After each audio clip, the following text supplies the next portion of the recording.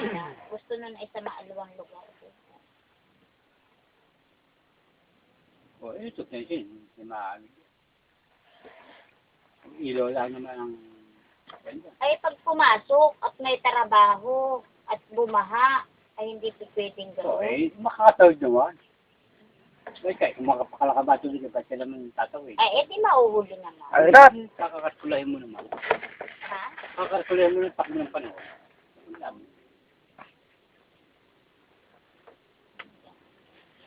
Tapos, ako dito, pag ako napunta, nagluluto lang ako dito. Tapos ang oras, gabi na. Wala na akong magawa. Picnic ka lang. Picnic lang. At konti lang ako pag taniman mo. Makatanim ka ng 10 puno, ay di ayos na. Nag-aalala lang ako dito sa kubo na to kasi medyo ina-book na. Kasi hindi na usukan. Mga ilang taon ito, itatagal nito. Oh. Kasi yung ano kubo, matagal din ang Ay, isipin mo yan, saan naman ako kukuha ng pampalit na naman yan. Ay, aking babatuhin na yan, kuya, sa susunod. Hindi na ako magaganyan. Ay, andali naman magpabato eh. Mas mura ang bato. Pupudraduhin ko lang naman ito. Hindi naman ite-third floor kasi ang laki ng lote. Oo. Kaya yun ang inaalaala ko. Kaya inamadali ko magkatitulo. Kung walang titulo, basta. Basta ako'y nakatira. Mainit. Hindi, sa bababaksak niya. Kung sino nakatigil dyan, itong baksak niyan.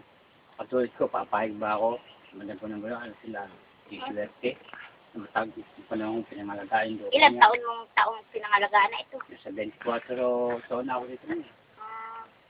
dami. Why, sige.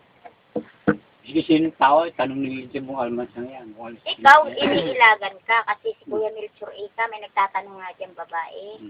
Sabi, may nakatira ba dyan? Sabi nung taga-human. Ewan ko, kay Tay Melchor, yan o, babae na yan. O, sabi yan o. Nagagamas pa naman siya, nakagwanti siya, basta nakapurma yung matandang may maisanan dyan. Ito nasabi natin.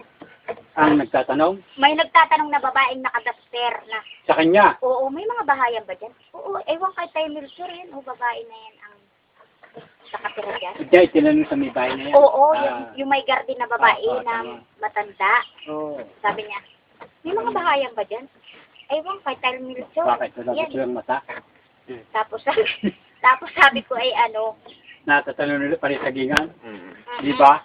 Kung makatanong Ibig sabihin, parang may nagpapamonitor siguro sa iyo dito na iipitin tayo ng taga-subdivision na maging squatter ito eh. Kahit pa ito'y sabihin mong iyo. Magulo ang lugar. Nasa kanila yun. Basta ang kasada, tus ko. Walang mayaman, walang mahirap. Pwede magdaan dyan. Kasada niyan. Ay, ang problema natin, kuya, ang nasabi ko sa iyo, kaya ikinapagbahay ko sa retaso. Kapag nabili yung lote na yun, saan ka dadaan, Adir? Ay, kung padaanin ka. Oo. Hindi lang nabibili yan. Sino sabi sa iyo? Kasi tagiliran. Na makakabili dyan, makakabili. Ay, natural. Kasi pag napira tao, hindi mag-interest ng ganyan. Kasi Hindi ba dyan nung nakakarang ganito nung yun? Ito na maganda. Kakayuli na nga yung lupang isa kasada na papunta dito. Dahil dito sa kabilang yon, meron magtatayo. Pero nung nakita napakalalim yun eh, matras. Kakayuli na nga yung lupa itong kasada to. Diretsong yan. Tatagad na rito.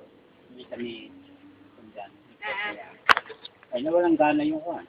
Yung tatay ng bahay ba, pareho, ganyan yun. Hindi nila alam. Yung lupang yan, may tambak lang na may tambak sa pantay na yan. Position. O, pagkatapos sirkapan nila. Paano guguho yan? Mababaw na may sapang yan. Hindi makatulad ng bundok yan.